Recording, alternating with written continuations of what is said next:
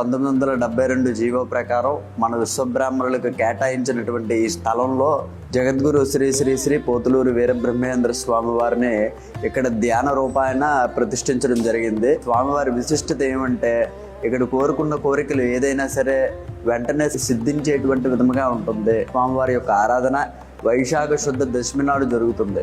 అది ఇక్కడ అత్యంత వైభవంగా జరుగుతుంది. అయితే ఈ సంవత్సరం స్వామివారి యొక్క ఆరాధన 26వ తారీఖు ఆదివారం పడినందున ఇక్కడ స్వామివారికి మహాన్న నివేదన అలాగే మహాప్రసాద విస్తీర్ణత కూడా జరుగుతుంది. అలాగే 25వ తేదీన సాయంత్రం స్వామివారికి తిరువీధోత్సవం జరుగుతుంది. ఈ యొక్క 1 టౌన్ వీధుల్లో కూడా స్వామివారి యొక్క రథం తిరగడం జరుగుతుంది. అలాగే మన దేవాలయంలో శ్రీచక్ర సమేత గోవింద మాంబ గారిని ఇక్కడ సేవిస్తున్నాం. అలాగే అష్టలక్ష్మిలు కూడా ఆ శ్రీచక్రానికి ఉండడం చాలా విశేషంగా జరుగుతుంది. చాలా కొన్ని ప్రాంతాల్లోనే ఇలా తిలకించడం జరుగుతుంది.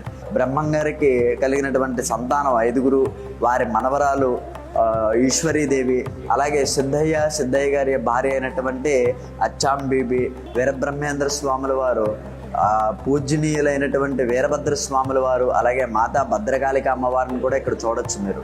అలాగే స్వామివారికి అత్యంత ప్రీతిపాత్రమైనటువంటి శివారాధన కూడా మన దేవాలయంలో జరుగుతుంది. కామాక్షి ఏకాంబరేశ్వర స్వామివారి దేవార్చన కూడా మనకు జరుగుతుంది. అలాగే కార్తీక మాసంలో బ్రహ్మంగారి మాలాధారణ కూడా జరుగుతుంది.